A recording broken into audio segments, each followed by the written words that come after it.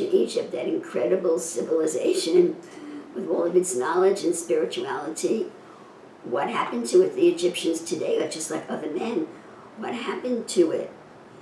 Ancient Egypt was a duality. Okay, it was a civilization of mankind dressed in humanity. It was a combination of the first and the second Adam, and all of the wisdom and mysticism and power came from the second Adam.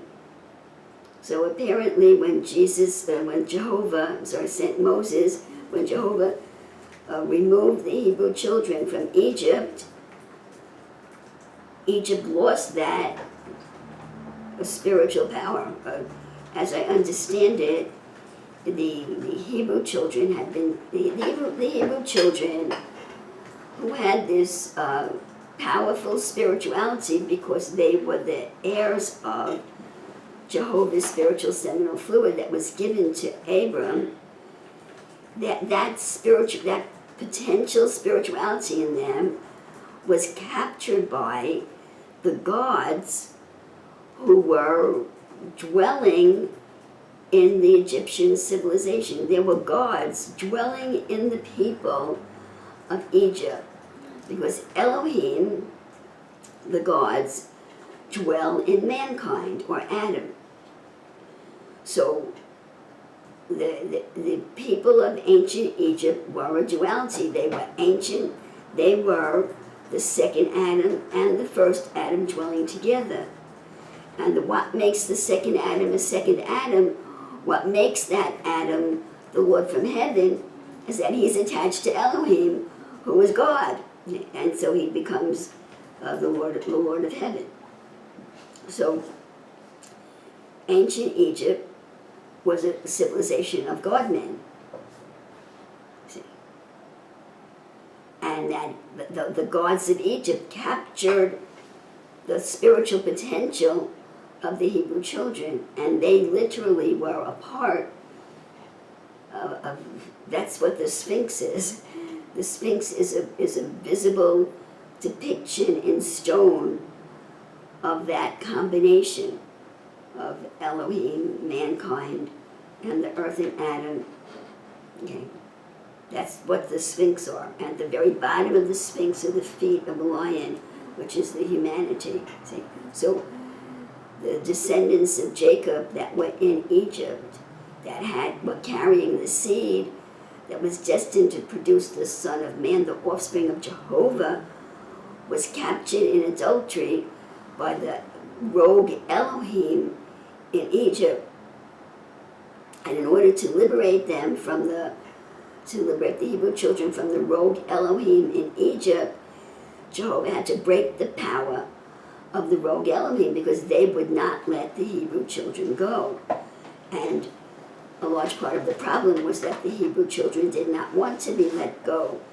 Just like we see in society today, it's very dangerous for a police officer to answer a domestic violence call, because it's not at all uncommon for them to forcibly restrain the man, and the woman starts beating on the police. That's her husband, leave him alone. It's the Stockholm situation, the Stockholm syndrome, where you love your abuser.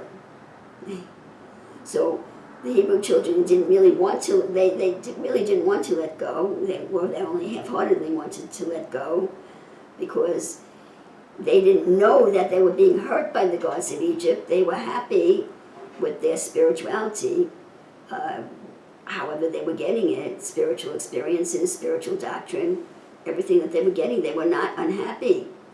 See, the whole Exodus took place because the Hebrew children, not the physical children, but the seed of Jehovah that was given to Abram inside of the Hebrew children was crying out to Jehovah to rescue them. So they all have the same name.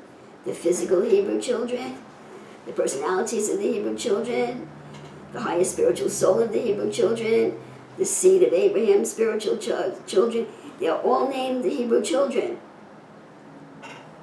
So it was the seed that was faithful to Jehovah, which we're all challenged to understand that was not like a human egg. It's not like a human seed or a vegetable seed that you put in the ground.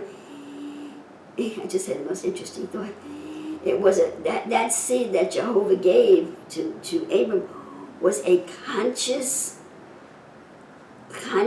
living entity that was inserted into the unconscious part of the mind of Abram to travel through, to stay in that kind of bondage for all of these generations until it would have an opportunity to express itself. It was a sacrifice for the very seed itself to be planted in the unconscious part of the mind of fallen humanity. And that is who was crying out to Jehovah for deliverance, not the humans. Okay, they were happy. I don't believe they were building the pyramids. They were happy, okay? And so in order to break the physical children of Israel free, because Jehovah wanted his son, Jehovah owned the physical bodies of the Hebrew children because his seed was living in them. The sign of possession is the spirit that's inside of you. I belong to the Lord Jesus Christ, who is the name of God. And Jehovah is God.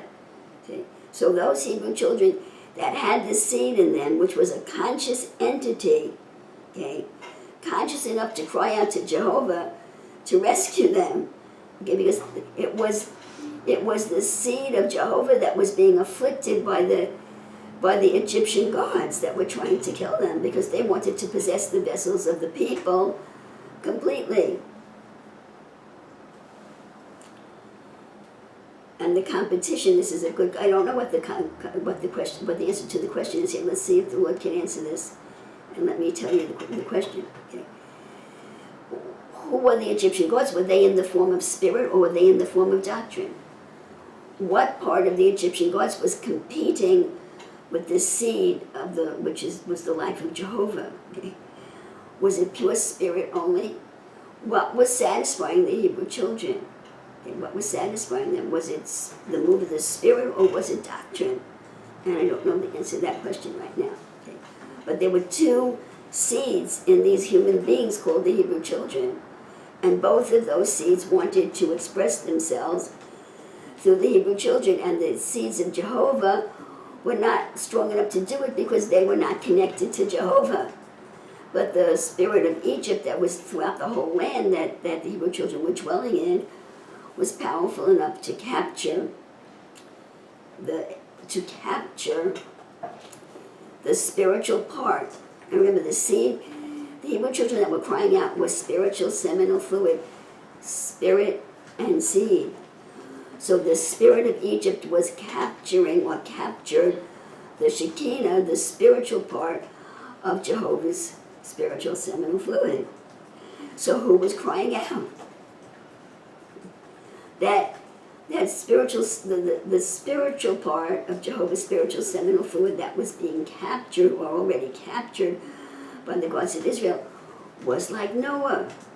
So who was crying out for help? Somebody? I would say the seed. I'm not the seed, but the spirit. No, the spirit was captured. The spirit, the Shekinah was captured by the spirit of Egypt. And that's what happened to Noah. So if the spirit was captured, who was crying out for help? Who's the other side? Well, it'd be the seed then. And what's his name? What's the name of the seed? Abel. Okay. Abel. Okay, very good. That's very good. Yeah. Very good. So that was Abel, or that was Ham, or whatever you want to call him, crying out for help because the Shekinah was captured in an adultery, and that's his death. Because so now I just got the answer to the question. The fight, there is spiritual doctrine in Egypt, but the fight was of the spirit. It was not a doctrinal debate, okay? It was the spiritual power So the Hebrew children were being given spiritual experiences that were satisfying their emotions.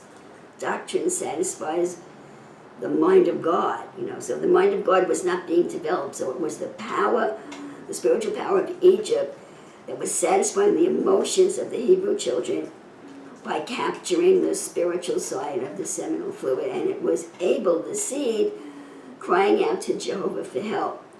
So Jehovah came, and to rescue his, well, I'm going to just say his seed because I'm getting tired of saying spiritual seminal fluid. When I say his seed, I mean the whole spiritual seminal fluid. So in order to rescue them, Jehovah had to separate the Shekinah from the spirit of the soul, because the power of Egypt was the spirit of the soul. And when he separated the Shekinah from the spirit of Egypt, in order to rescue the Hebrew children, that connection broke across the whole population of Egypt. The whole population of Egypt had their human spirits separated. Whatever they had, that's what came out of my mouth. Their human spirit separated from the spirit of mankind. The spirit that was holding the Hebrew children captive was the Elohim that was attached to mankind, the higher spiritual mind that was satisfying the lower ego and personality. And Jehovah came in and broke that unholy union, because it's supposed to be the spirit of Jehovah attached to Adam that's satisfying the ego and the personality of the Hebrew children. So he broke it across the whole civilization, and everyone that was a child of Israel was attached to Jehovah through Moses, and everyone else lost. And for everyone else, for all intents and purposes, that manifestation of rogue Adam, that rogue manifestation of Adam formed by rogue Elohim, died.